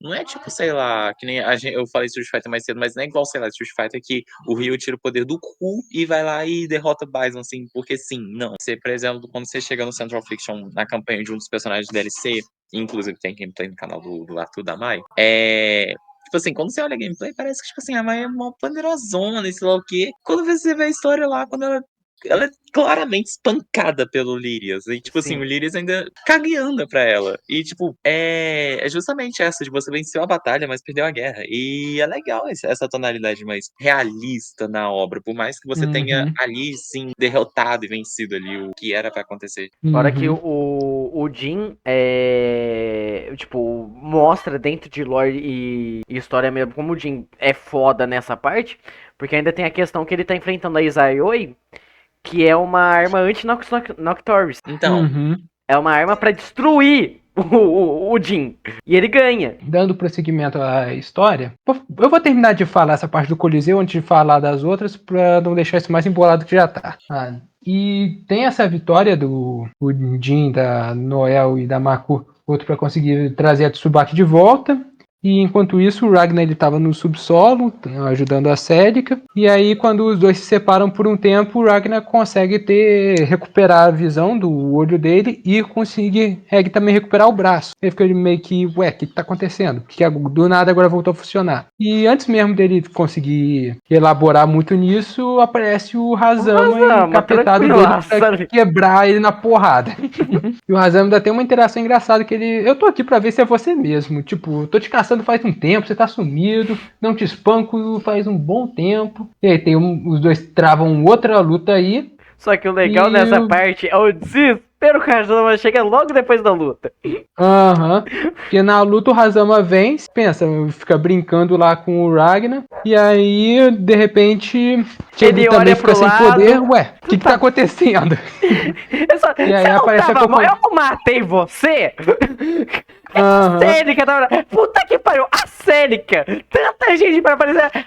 Essa filha da puta, eu matei pra ela, não ser problema. Essa. Mano, não, Não, eu vou vazar. Eu me demito. Não! O desespero dele nessa parte é maravilhoso. É muito Sim. bom, velho. Que realmente, até aquele momento, mesmo, de novo, os protagonistas estavam ganhando as batalhas, mas perdendo a guerra. É a primeira vez que você vê o Hazama, o Teru, me Perdendo a olhando e compostura. trancando. Aham. Quando ele vê a série, que ele fala: fudeu! O que aconteceu Sim. aqui? Já Aham. era! Corre! Phantom, socorro! Phantom, aparece aí, eu vou morrer! おいおいおい冗談じゃねえぞてめえマジかよそこまでするか普通なんと前にも言ったなラグナザ・ブラッドエッジこれがお前らブレイブルーの決定的な弱点だおいおいどういうことだよ聞いてねえよ聞いてねえってファントム今すぐ俺を転移しろおい急げって言ってんだよ女なんでてめえがここにいやがるなんでてめえがここにいやがる E é engraçado que ele volta lá pra base principal, ao encontra o Relius e o Relius, e aí, tomou uma costa da série, que seu filho da puta, eu vou te matar depois que isso acabar. Sim. Você sabia e não me falou. Não, eu queria ver sua cara. E eu acho muito foda, porque realmente é a primeira vez que você vê o Terumi trancado. Legal que ele realmente tem medo. Quando você olha na gameplay, assim, nas interações dele com a Célica, é muito engraçado. A série que aparece, o Terumi recua e... Enquanto que os outros personagens, mesmo que eu não saiba o japonês, dá pra ver que ele tá tirando sarro com a série que ele tá só puto. Tipo, Sim. sai daqui, vai embora. Não quero você aqui não. E a parte legal é porque, tipo, desde do começo, a Kokonoi deixa claro que a Célica é a arma dela anti-Terumi, praticamente. Só que você não sabe por quê. A parte legal é isso, você não sabe qual é a característica da Célica. Porque realmente a Célica tava aparecendo como... Ou mesmo, a Célica é uma personagem ridiculamente carismática, mas você meio que não sabia tanto pra que ela ia servir. Você só sabia que tá, é a arma anti-Terumi, o que ela vai fazer. Aí só dela aparecer, o Terumi perde os poderes. E ele, nessa cena, é muito bom ver ele surtando, entrando em parafuso, tipo, caralho, fudeu. Fudeu, galera. Isso é uma coisa que eu realmente gosto por conta daquilo que eu tinha comentado lá no podcast anterior. O Terumi, ele tinha noção de tudo que ia acontecer até o Continuum Shift. Do Chrono Fantasma pra frente, ele não sabia mais tava indo nada. às cegas também. E a primeira vez que você vê ele realmente trancado na base, porque aquilo é uma coisa que ele não tinha como prever. E a Kokono ainda fala: você joga sujo, eu também jogo sujo. O que tiver que fazer pra eu te matar, eu vou fazer. E aí, quando aparece a Célica, e chega a ser ainda mais engraçado, porque a Célica fica com aquela cara de menina perdida. Ué, o que tá acontecendo? E o Terumi lá entrando em parafuso. Essa cena é maravilhosa. E na campanha principal é onde termina essa parte. Se eu não me engano, a gente acabou falando acho que é a parte 4 ou a parte 5, agora não me lembro direito. E agora... Falando um pouco da campanha do Setor 6, antes que eu me esqueça. Setor 6 diminuiu um setor. Setor 7. Foi mal. Foram rebaixados. O cara tá jogando muito Final Fantasy, o cara tá jogando muito Final Fantasy 7 pra confundir os setores tudo. Eu só joguei o primeiro Final Fantasy. Não acredito. Sério.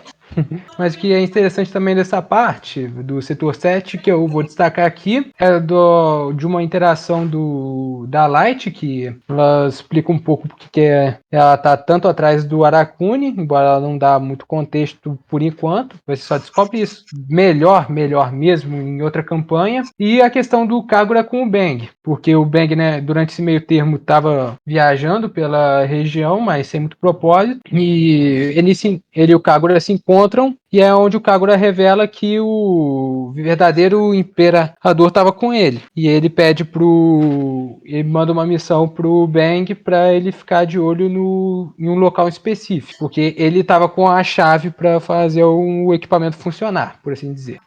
Até aquele momento a gente ainda não sabe direito, mas a gente vai estender isso na campanha dos 6 heróis, que a gente deixou de fora por um tempo, porque é bom deixar essa parte de fora, já que ela só vai fazer sentido no final. Então, agora sim dá pra voltar pra campanha dos 6 heróis. Ó, isso que conta da continuidade à história do Ragnar e a Celica do passado.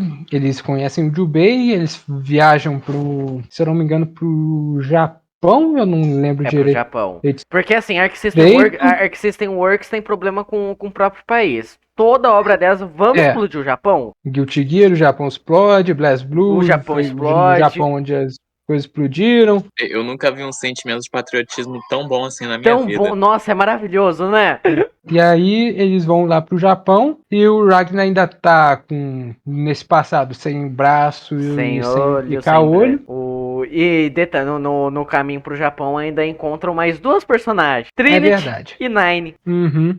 A Nine, aquela Nine, que o Neco vive falando, é essa Nine. Nine e Trinity, que posteriormente formam o grupo dos 6 heróis, junto com Jubei, Hakumen, Terumi e Valkenheim. E você descobre que a Nine é a irmã da Celica. E aí é onde você começa a ver a formação desse grupo dos 6 heróis. E durante a primeira excursão do Ragnar, Celica e o Jubei, eles acabam quase morrendo, mas eles são salvos pelo pai da Rachel, o Claves Alucard, e é a primeira vez que você vê ele mesmo, que na história principal dos outros jogos e do Chrono Fantasma também, ele já tinha morrido.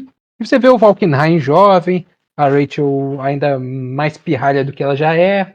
Você tem a visão do passado deles. E depois, quando eles se recuperam e voltam, você tem de novo o encontro desse trio com a Nine e a Trinity Glassfield, e eles encontram o dispositivo que o pai da Celica e da Nine tinha construído para tentar parar a Black Beast, que nesse período do tempo estava viva e tacando terror no mundo. Nisso, eles descobrem que eles iam precisar sacrificar a Celica para fazer o equipamento funcionar. O Ragnar e a Nine vão contra, a Celica se dispõe e o Ragnar meio que sai para tomar um ar, pensar direito. Só que quando o Ragnar volta, ele tá com uma atitude totalmente diferente. Ele fala: eu vou parar a Black Beast por, acho que é 1 ano, não lembro direito, 10 anos, e fala: até lá, vocês se preparem, arruma tudo que tiver que arrumar. E aí todo mundo fica confuso, tipo, como é que você vai conseguir parar o bicho por 10 anos? Você não tem braço, você não tem olho,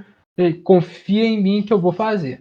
Que a Black Beast ela se locomove pelos Cauldrons, eles estavam dentro de um Cauldron nessa parte, e aí ele fala: vocês fogem, eu vou daqui pra frente sozinho. Só que nisso o Mitsuyoshi, vulgo Jubei, ele fala: não, eu vou com você. Ele: não, confia, eu vou sozinho, você tá me subestimando, moleque, deixa que eu te acompanho. E essa parte que conta uma história do passado acaba aí. E voltando pro presente, de volta pro futuro, mostra na campanha principal que o Ragnar, que a a Rachel tinha chamado o Ragnar porque ele tinha uma coisa importante para mostrar para ele. Ele vai o Ragnar, a Noel e a Celica juntos, se eu não me engano, junto com a Rachel, para um Cauldron abandonado. E lá eles fazem esse negócio de levar o Ragnar pro passado. E aí, lembra lá acho que do Calamity, não lembro se é do Calamity Trigger ou se é do Continuum Shift, e o Jubei fala sobre um tal de Blood Edge. Não dá o primeiro nome. É porque eles só chamavam o Ragnar de Blooded também nessa parte. Que ele fala que a espada e o casaco que ele dá pro Ragnar depois era de um herói chamado Blooded que ele conheceu na juventude. E aí descobre que realmente esse tal de Blooded era o próprio Ragnar que foi pro passado pra fazer a Black Beast ficar sossegada por 10 anos. Paradoxo, filha da puta do cara. E nesse período é onde a Nine constrói as armas pra destruir a Black Beast. Sossegar um pouquinho com ela, faz todas as Noctories e faz todas as merdas ali pra vencer a guerra e formam o grupo dos 6 heróis. O único que a gente não vê meio que se juntando a esse grupo é o próprio Hazama. Que eu não sei aonde conta a forma como o Hazama o Hazama não, o Terumi se junta aos 6 heróis. Mas eu acho que é numa novel, eu não sei, porque no Cronofantasma só mostra como que terminou os 6 heróis, que foi quando o Terumi matou a Nine, e a Trinity jogou as duas no Cauldron, e o Hakumen e o Jubei conseguiram se juntar pra levar a ele junto. Não, o Hakumen foi selado, não? Oi? O Hakumen ficou selado pra levar ele, não? Aham, sim. O Hakumen se sacrifica junto com o Terumi e os dois se jogam no Cauldron. É. E só quem sobra é o Jubei e o Valkenheim. E posteriormente a gente descobre que a Trinity também estava viva. A Trinity estava selada no cetro. Ela selou a alma dela no cetro antes de cair no Cauldron. E aí a gente volta pro tempo atual, onde mostra lá o planejamento dos 6 heróis para derrubar o Terumi. Que estavam, no caso, a Rachel, o Valkenheim, o Hakumen, o Jubei, a Platinum, que estava com um corpo agora possuído pela Trinity, e a Celica também, que durante um tempinho se juntou com eles, e a Trinity pôde se desculpar com ela, porque eu vou entrar agora num pouco de território de universo expandido, que não é contado nos jogos, para explicar o que aconteceu em relação ao Terumi, por que ele se juntou aos 6 heróis e como que ele saiu. Nesse período, quando a Trinity e a Nine ainda eram da Escola de Magias, tinha uma outra pessoa que era chamada de Kazuma Kaval, que tinha sido meio que criado para ser um receptáculo, só que ele mesmo não sabia disso. Ele só era tratado como uma pessoa que vivia isolada, que vivia no canto dele. E quando acontece a desgraça toda da Black Beast sair solta no mundo, o Terumi vai lá e pega o corpo dele, toma posse.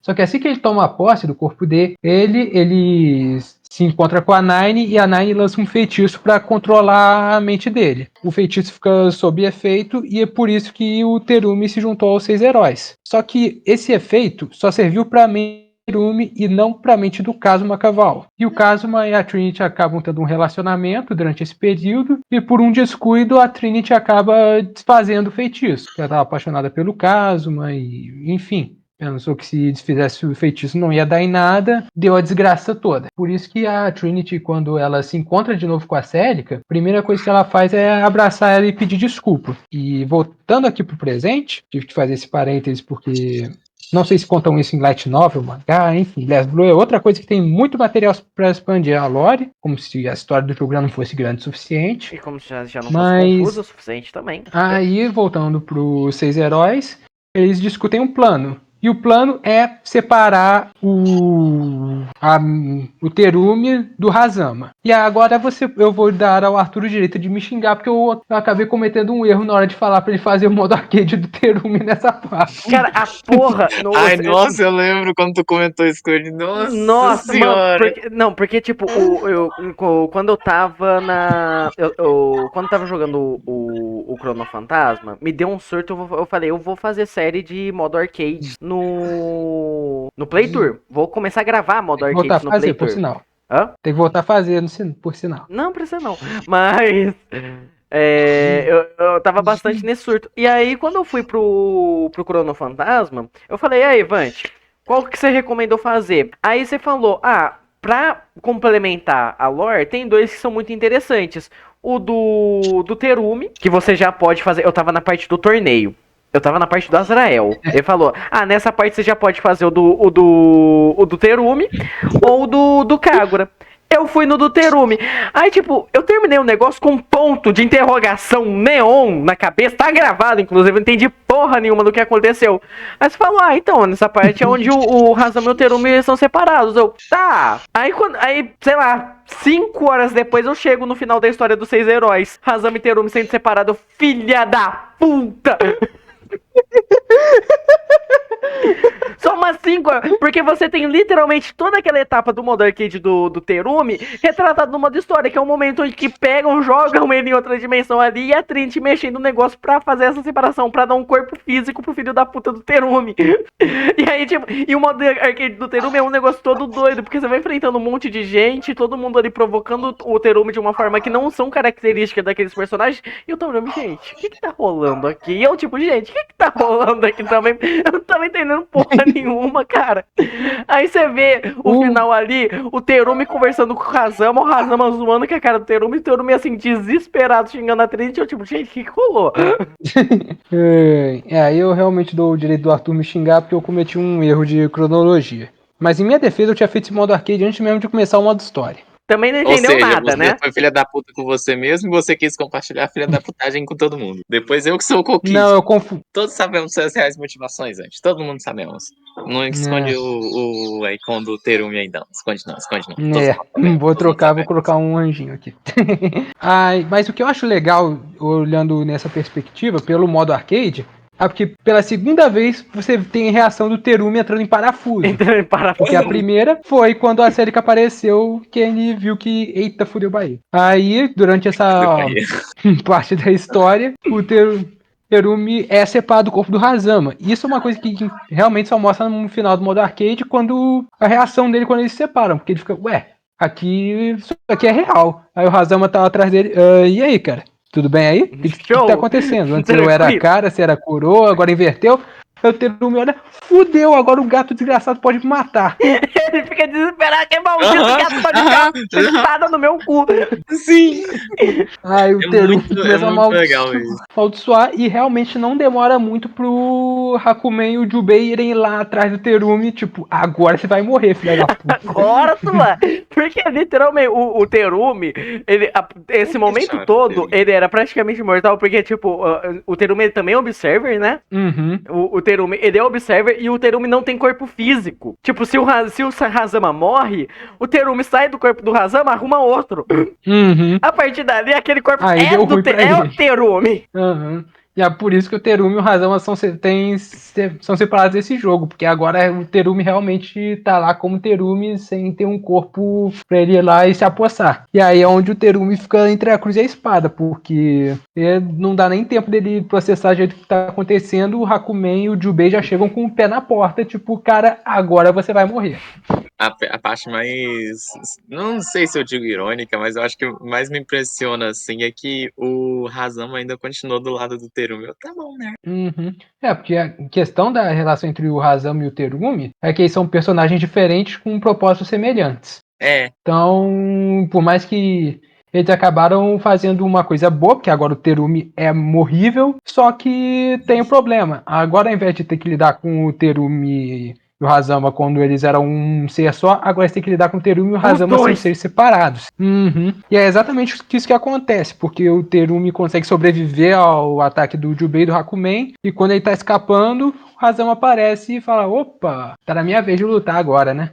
E ele enfrenta o Hakumen nessa parte, os dois ficam presos numa dimensão diferente, e o Hakumen fala, peraí, essa magia é minha familiar. E quando ele quebra a ilusão, que tem a grande revelação sobre quem que era a Phantom nesse momento todo. Que no caso era a Nine, que também estava sendo controlada. E quer ver uma coisa engraçada? O final do modo arcade do Hakumen é exatamente esse. E eu fiz isso antes de começar a campanha. Isso aí, Vante. Boa, Vante. Parabéns, Vante. Maravilha, né? Eu tenho uma memória bem viva disso, porque quando chega esse momento da história, olha, a Trinity também aparece junto e pergunta, ué, ela tá viva? O que aconteceu? Eu pensei que ela tivesse morrido junto comigo naquele dia. E aí ficam os dois bolados, e nisso tem um corte até que bem repentino pro Relius e o Valkenheim se enfrentando. E a campanha dos 6 heróis meio que acaba assim, de uma forma bem abrupta. Não, outra coisa que eu fico bolado é que, se eu não me engano, tanto a campanha dos 6 heróis quanto a campanha do setor 7, porque nesse ponto realmente a campanha dos 6 heróis ela tá no presente, ela saiu do passado já. Mas tanto a do setor 7 quanto a dos 6 heróis terminam com alguém tretando com o Radius dentro de um Cauldron. É outra coisa que eu fico bugado em questão de cronologia. E aí você chega, depois dessas duas partes, você tem a reta final da campanha principal, e você começa com outra pessoa lutando com o Relius dentro de um Cauldron. Então dentro do Cauldron, o Relius enfrentou meio mundo, e você não sabe a ordem desse meio mundo. Em minha defesa, o melhor personagem. Vai ofender o Bang, pô. Pensei que você gostasse mais dele. Oi? Não, eu... Pensei que você gostasse mais do Bang. Eu amo os dois, tal. Ok, justo. Filho da puta só joga de Relius, cara. É detestável. Não, cala a boca, eu não só jogo de Relius, tá? Eu só tenho preferências muito claras. O Só. Arthur, olha pelo lado bom, ele não joga de cal. Nossa senhora, não, pelo amor de Jesus Cristo, não senhor, ai, meu Deus. Eu não sou sadomasoquista, não. Ah, não? Cala a boca, eu tenho bom senso. E aí, realmente, todas as campanhas terminam de forma bem. Agora o bicho vai pegar. Eu tenho uma memória bem viva dessa reta final. Porque eu lembro que eu tinha começado a jogar ela, já era à noite, e foi a última vez que eu fui dormir tarde, porque estava viciado em alguma coisa, foi porque eu tinha ido para essa reta final. Sim, e essa parte final já começa com o Ragnar voltando pro presente. Essa frase foi estranha, voltando pro presente, mas enfim. E indo tirar satisfação com a Kokonoi, porque realmente a Kokonoi não estava se importando em sacrificar a Célica para ativar o Kushinada Linchpin.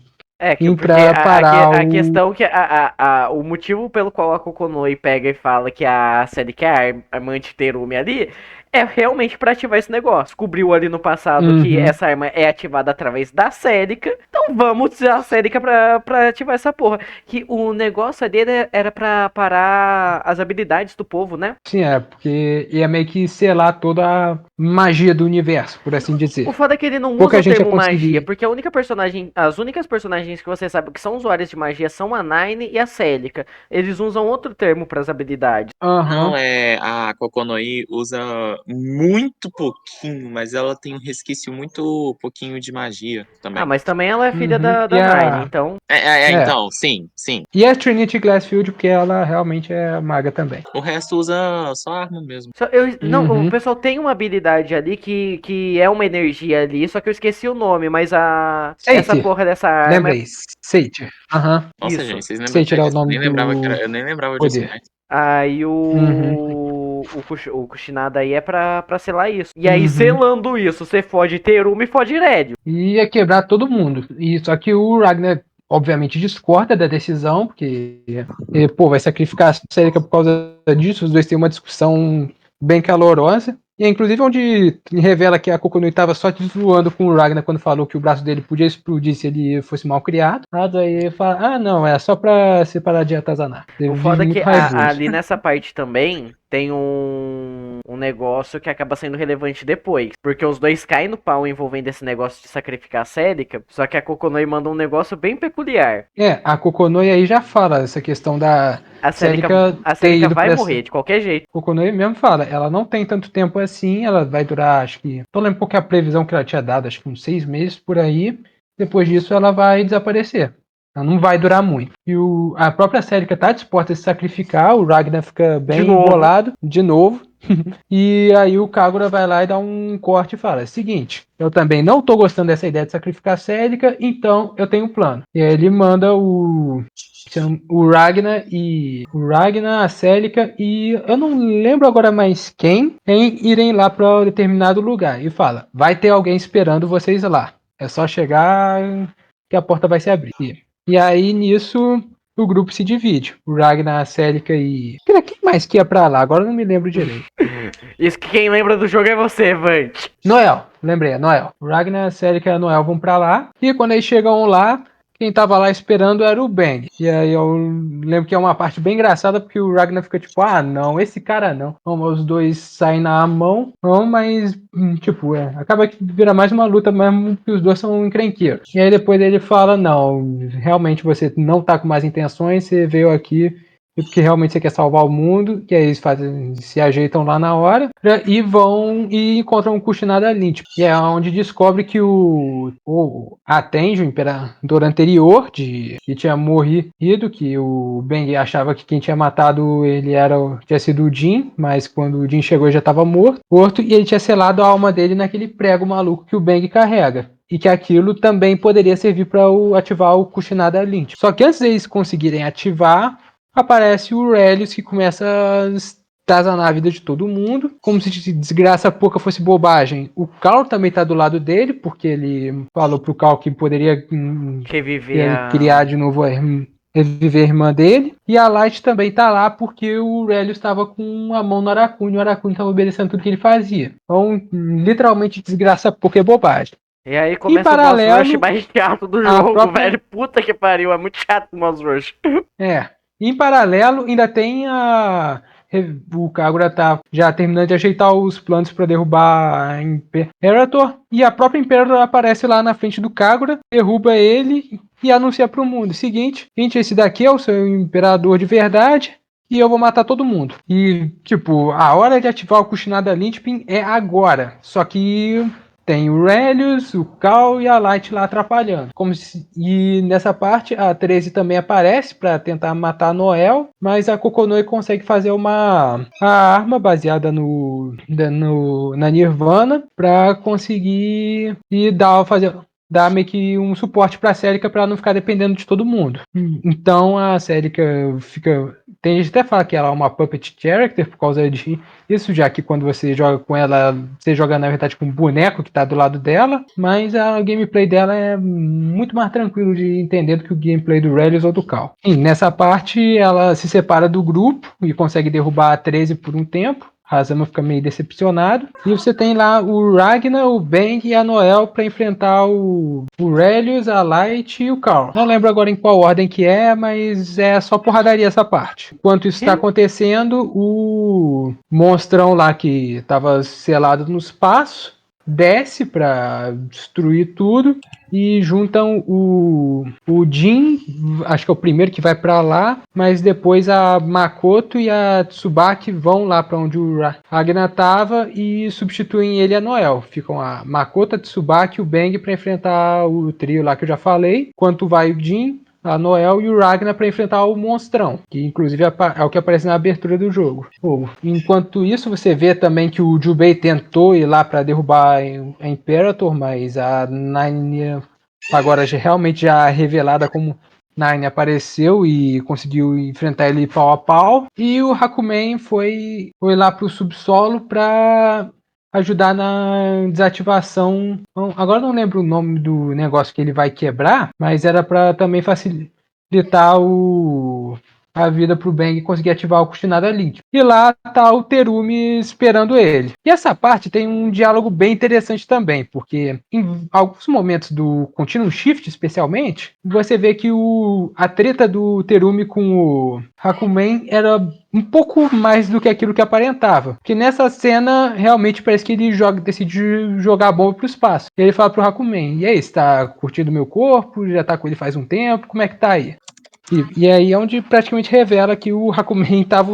O corpo da unidade Susanoo era o corpo verdadeiro do Terumi. Tanto que o Astral Finish do Terumi nesse jogo, logo ele assume o visual dele, ele com a unidade Susanoo. Se você prestar atenção. Só que de um jeito mais sombrio e que deixa ainda um pouco a imaginação. Então, e é engraçado isso porque isso também aparece na abertura. E embora os dois caiam na mão bem feio nessa parte, o Terumi tá com a vantagem porque ele conseguiu meio que reconectar o laço que ele tinha com o Hazama nesse meio tempo, só que enquanto o Hazama tava em outro canto, a Trinity conseguiu acertar um golpe nele que quebrou totalmente a conexão que os dois tinham, e o Hakumen acabou vencendo e deixando o Terumi todo lascado. A partir daí, tanto a Hazama quanto a Platinum ficam desaparecidos e meio que saiu Hazama, Terumi e Platinum do combate. Os três sumiram. E nisso o Jin e o Hakumen se juntam com o poder da ordem para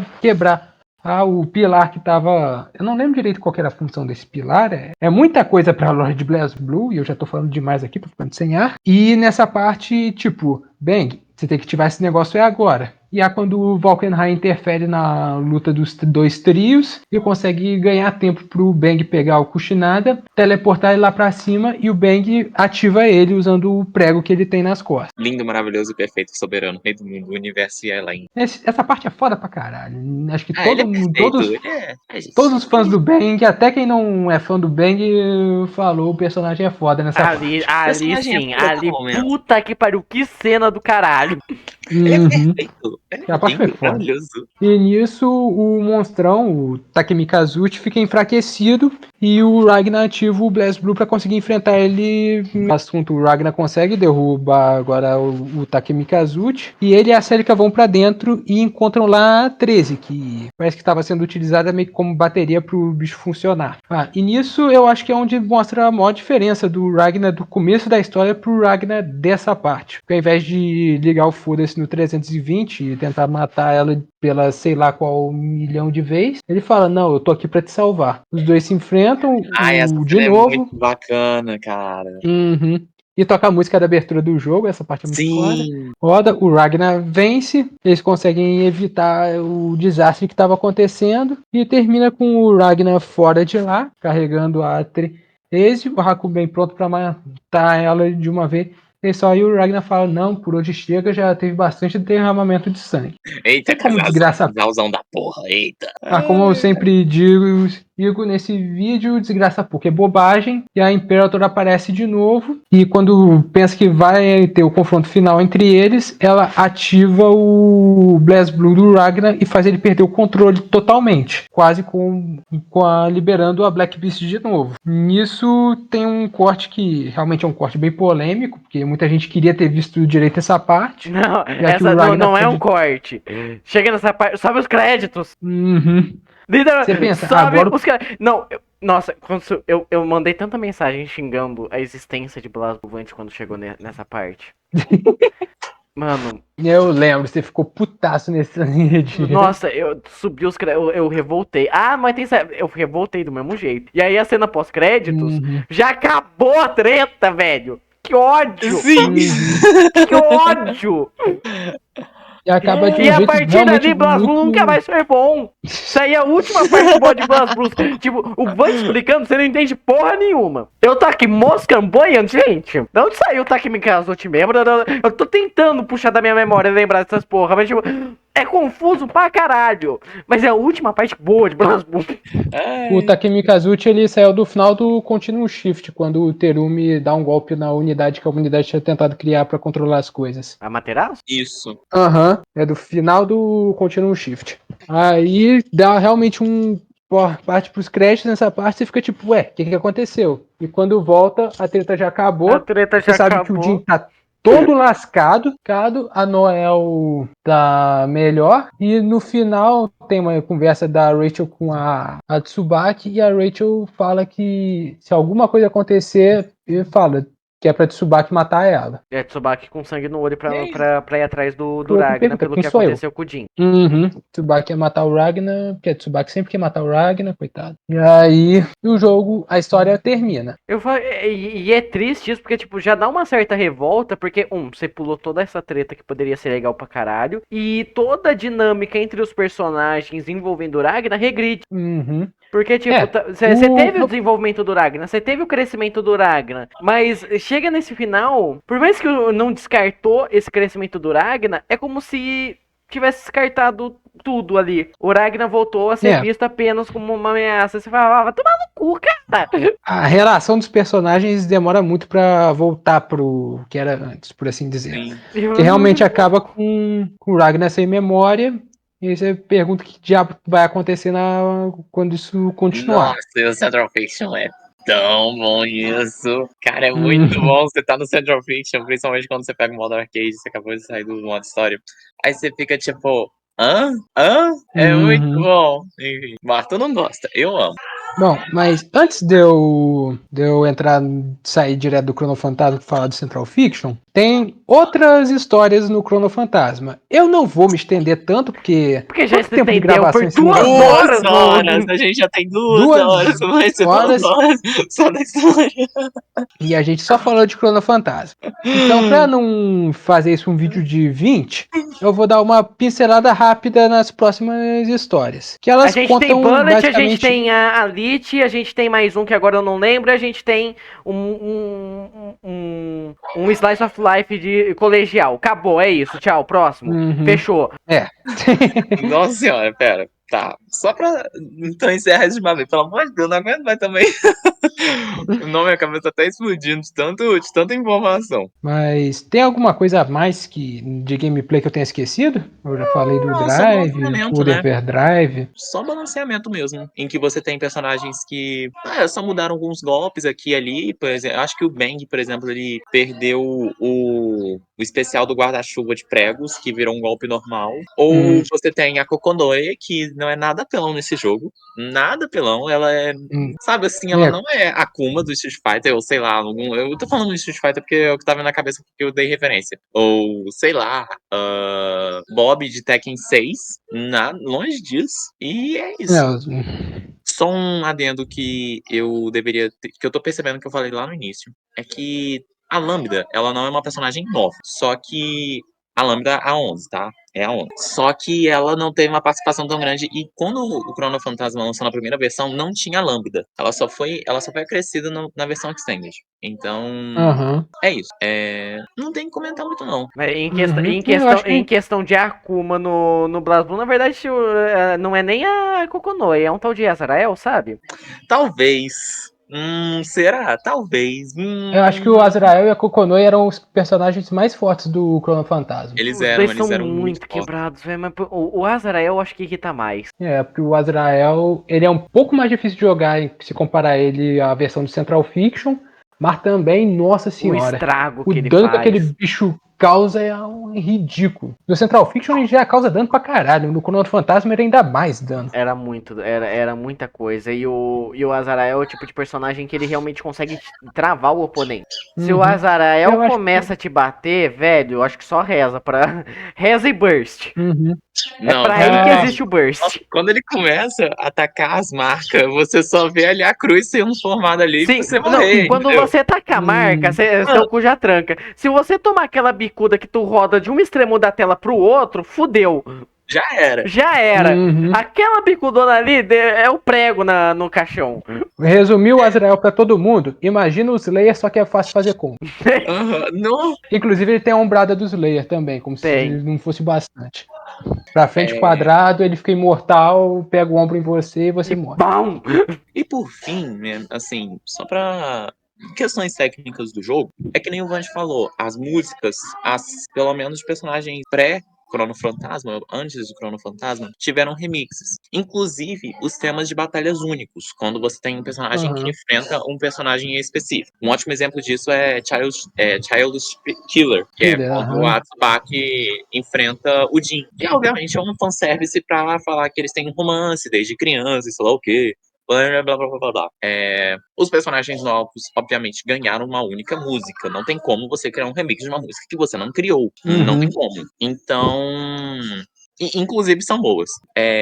Você tem, por exemplo, o tema da Izayoi, que reflete muito essa questão de justiça, justamente como ela é cadelinha dela mesma, tipo assim, da filosofia da vida dela, da justiça e tudo. A fim de comparação só, é como se ela fosse do signo de Libra. Tipo, muito, muito, muito, muito, muito ali fiel, entendeu? Ela é a justiça encarnada. E é isso, não tem muito o que dizer. O jogo contou com um modo história confuso, que nem foi dito aqui, e a produção dele foi muito mais organizada que em comparação em Continuum Shift, especialmente Climate Trigger. Não tem nem discussão. É o que eu falei, o Chrono Fantasma parece que, sei lá, ele pegou tudo que estava no jogo anterior e como o Arthur mesmo resumiu, e o Continuum Shift é BlazBlue, o Calamity Trigger vezes 2 e Chrono Fantasma é Continuum Shift ao quadrado. E acho que é uma boa forma realmente de resumir Chrono Fantasma. Tem mais história, tem mais personagem, tem conteúdo, tem mais música, caralho, tem mais tudo. Tem a Noel. Só não tem aquele modo que só... design. É verdade, a Noel foi a única personagem que ganhou um outro visual. Eu preferia ela como cosplay de Jill Valentine, mas ok. E o Chrono Fantasma também é o único que você pode liberar todas as versões Unlimited dos personagens, né? Não, dava pra liberar no Calamity Trigger e no Continuum Shift também. Não, mas o Chrono Fantasma é o único que tem todos. Todos mesmo. São poucos que tem nos anteriores. Ali todo mundo tem, foda-se. Eu acho que todo mundo tem no Continuum Shift também. Mas eu não cheguei a liberar todo mundo lá. Não, tá tranquilo. Uhum. Bom, como começou um som alto pra caralho na casa do Neco, daqui 4 meses a gente volta pra falar de Central Fiction. Relaxa, acho que dessa vez não vai demorar tanto. Ah, não, gente, eu tô muito desanimado. A gente te anima, não tem problema não. Dessa vez eu falei pra cacete, na Não, próxima vamos vez dar eu vou uma pausa, precisar de Pelo ajuda. menos uma pausa, então, por favor, porque eu não tô aguentando ainda, não. Antes pra gente gravar outra parte, porque cacete, já tá em 2 horas. 2h10. Isso. Isso aqui tá. O quarto já deve estar normal, porque ele faz live até de 7 horas de persona pra compensar um dia. O quarto tá normal. Pra mim, não, eu não tô acostumado com essa porra, não. Nem partida de LOL é assim. Eu tô meio sem voz, tá? Jura? É o mínimo, né? É o que eu espero, né? É o que eu tô esperando.